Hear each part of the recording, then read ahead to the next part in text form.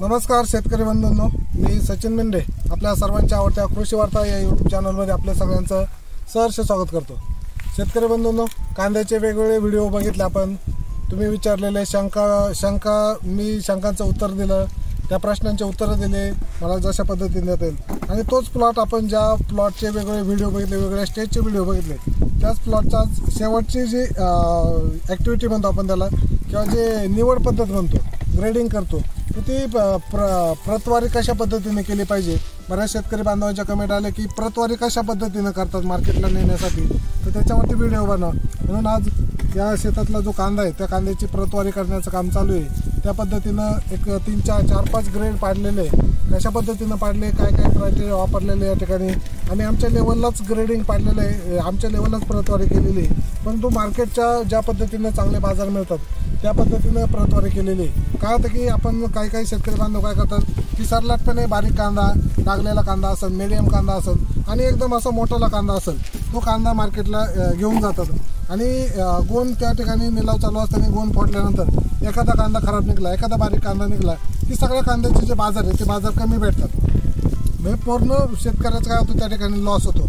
म्हणून कांद्याची जी काढणी केल्यानंतर कांदा भरण्याच्या वेळेस किंवा भरण्याच्या अगोदर जी प्रतवारी आहे ती प्रतवारी महत्त्वाचा विषय येतो शेतीमध्ये, कांदा पिकामध्ये। म्हणून ती प्रतवारी कशी करायची ती आजच्या या व्हिडिओमध्ये आपण बघणार आहे। त्यासाठी मित्रांनो व्हिडिओ शेवटपर्यंत बघत राहा। अजून एक आपल्याला विनंती आहे की आम्ही आपल्या शेतकरी बांधवांच्या विनंतीला मान देऊन आम्ही सचिन मेंढे कृषी वार्ता हा हिंदी यूट्यूब चॅनलसुद्धा चालू केलेला आहे। महाराष्ट्राबाहेरील किंवा महाराष्ट्रातीलच काही शेतकऱ्यांच्या कमेंट आले, सर आम्हाला मराठी समजत नाही, हिंदीमध्ये सुद्धा सुरू करा, म्हणून आम्ही तो पण चॅनल सुरू केलेला आहे। आपल्याला त्या चॅनलवरती जायचं असेल तर खाली डिस्क्रिप्शनमध्ये लिंक दिलेली आहे, त्या लिंकवरती जाऊन आपण तो चॅनल सबस्क्राईब करा, शेजारी बेल आयकॉन बटन दाबा आणि आम्हाला सपोर्ट करा। तर शेतकरी बंधूंनो, जे कांदा उत्पादक शेतकरी त्या शेतकरी बंधूंच्या कमेंट आले की ग्रेडिंग कसं करायचं किंवा जी प्रतवारी ती प्रतवारी कशी करायची। तर शेतकरी बंधूंनो, कांदा कशा पद्धतीचा आलेला आहे त्याच्यावरती डिपेंड असतं, कुठल्या सीझनचा आहे, कुठल्या मार्केटला न्यायचं, त्याच्यावरती सुद्धा प्रतवारी कशा पद्धतीने गेली पाहिजे। तर हा जो कांदा आहे या ठिकाणी आपण बघता की पाठीमागं निवडण्याचं काम चालू आहे।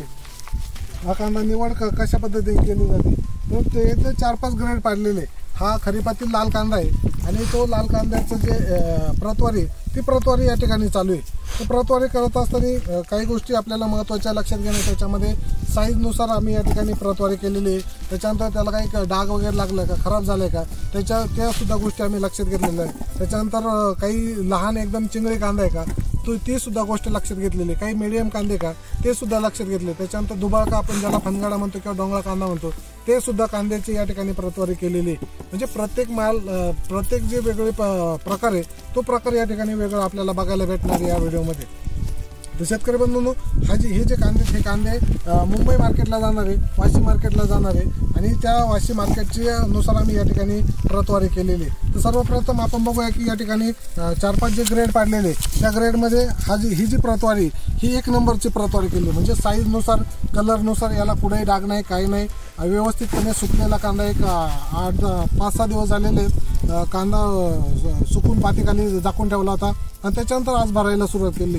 आता भरत असताना काय केलं, जो पहिला ग्रेड आहे तो पहिला ग्रेड या कॅरेटमध्ये भरलेला आहे। बघा, आपण बरेचसे कॅरेट या ठिकाणी भरून ठेवलेले आहे आणि वेगवेगळे जे सॉर्टिंग आहे ते सॉर्टिंग करून ठेवलेलं आहे। अशा पद्धतीनं हा झाला पहिला ग्रेड। आता त्याच्यानंतर दुसरा ग्रेड येतो, तो त्याच्यापेक्षा छोटीशी साईज आपण या ठिकाणी बघू शकता।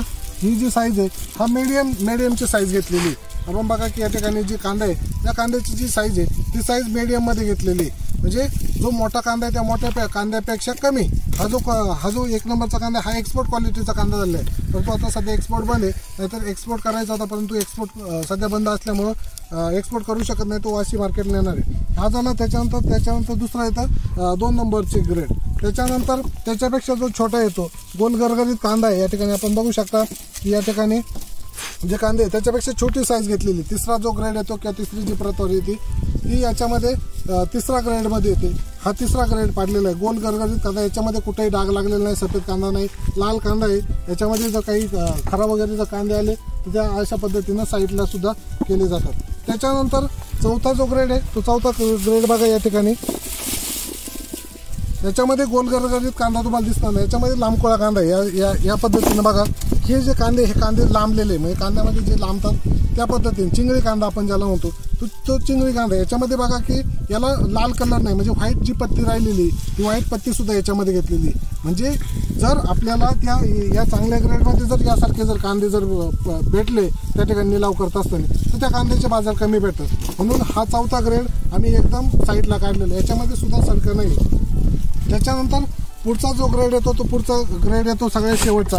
मोठाला कांदा आहे परंतु त्याच्यामध्ये वरचा बापूदरा डाग लागलेला असेल, सडलेला असेल थोडाफार, आणि तो सुकवलेला आहे. या ठिकाणी बघा व्यवस्थितपणे त्याची क्वालिटी शायनिंग नाही या कांद्याला, म्हणून हा 5वा ग्रेड केलेला आहे. म्हणजे इतक्या चांगल्या पद्धतीने ग्रेडिंग जर केलं तर मार्केटमध्ये काय होतं की चांगले बाजार मिळतात. हा 5वा जो ग्रेड आहे याच्यामध्ये कांदा चांगला आहे, खाण्याजोगा आहे, कापला तर आतमध्ये चांगला निघणार आहे. परंतु मार्केटला या पद्धतीचे कांदे कमी बाजाराने खपतात. आणि हे जर चांगल्या याच्यामध्ये जर आपण या पद्धतीनं जर टाकून बघितले तर काय होईल की या कांद्याचे जे बाजार मिळणार आहे हा कांदा 100% 1 नंबरने जाणार. मार्केटमध्ये जे 1 नंबरचे बाजार असतील त्या 1 नंबरच्या मार्केटने जाणार आहे. हे जर कांदे त्याच्यामध्ये जर भेटले तर याचं 2-3 नंबरचं जी प्राईस आहे ती प्राईस ठरवली जाईल. त्याच्यामुळं जे निलाव होत असतो ते निलाव पद्धतीमध्ये कांद्याची प्राईस ठरवत असताना जे भाव आहे ते भाव ठरवत असताना कांद्याची क्वालिटी, शायनिंग, कलर, त्याच्यानंतर त्याची निवड आहे, ही निवड महत्त्वाची ठरते. बरेच शेतकरी बांधव काय करतात की सरलाटपणे किंवा 2च निवड करतात.